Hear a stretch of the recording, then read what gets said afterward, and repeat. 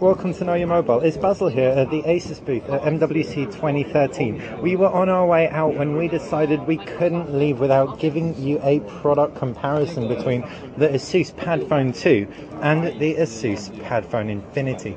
The Infinity is a successor to the 2. The 2 has just been announced for release in the UK. It's going to be available from the end of March, and you can pre-order one as of the 1st of March. It is, however, a pretty old device in comparison to the Asus Padfone Infinity. This was announced a while ago.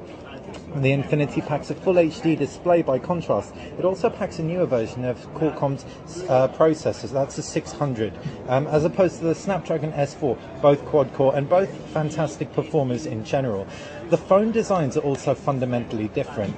If we, for example, pull out the Asus Padfone 2 and pull out the Padfone Infinity, we can see you've got these very different chassis. The user interfaces are quite similar. There's Android 4.2 Jelly Bean on the Padfone 2, but it's got an aluminium chassis, and this brushed metal effect on the back makes it feel very slick and premium.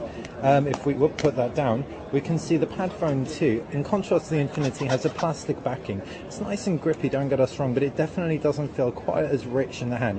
You do have this aluminium frame and a 720p display in contrast to the full HD display on the Padfone Infinity. Running Android as well. You do have access to all the Play Store applications, and Asus pack their own applications on there for your pleasure. If we dock these two tablets, we'll see how well we do one-handed with this. One of them has successfully been docked. Let's try that, and so has the other. Right, if we dock both these devices, we can see the UIs are pretty comparable, but the Padfone Infinity, as we said, packs 4.2 Jelly Bean. This means you get the notification bar up top and the 3 sticky on-screen keys at the bottom, and it's a much more unified experience with Android, and indeed with the phone experience you get when the phone is undocked. As far as design elements go, the tablet doesn't really have any ports on it per se, but you do have buttons. You've got a volume rocker to the left and a power button up top. You've also got a loud speakers, so it gives you a little bit of extra amplification. On the phones themselves, this will require us pulling them out again. You have, as we said, that aluminium body, micro SIM tray to the left hand side. Down below is a micro USB port, or it's a proprietary port on the phone, micro USB on the tablet, do you believe? Not entirely sure how that setup works. On the right side, you've got a power button and a volume rocker, as well as the speaker up top, 3.5mm headphone jack. Now, what's quite nice and clever is on the reverse, the Padfone insignia is actually the NFC point. So despite being a metal body, you do still get near-field communication. Up top, 13 megapixel rear-facing camera along with an LED flash.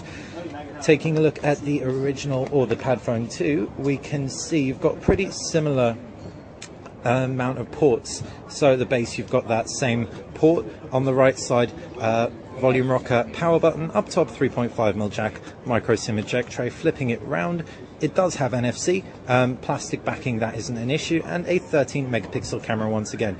We're not entirely sure if this is the module found on the Sony Xperia T. Think the new version has the new Sony Exmor RS sensor, though don't quote us on that. Fundamentally as well, as we said, the processors are different. 2 GB of RAM on each, but there's a Qualcomm Snapdragon S4 in the a Qualcomm Snapdragon S4 in the Padfone 2, and a Qualcomm Snapdragon 600 in the Infinity. That display is also gorgeous, packing a PPI, that's pixels per inch, of 441. As far as batteries go, both devices pack pretty huge batteries inside, but they've also got rechargeable batteries inside the docks for when they're docked. So that's been a quick comparison between the Padfone and the Padfone 2. If you've got any questions, please fire us a comment below. And please, if you've enjoyed this video, you know what to do. Just subscribe to this channel. Thanks for watching Know Your Mobile.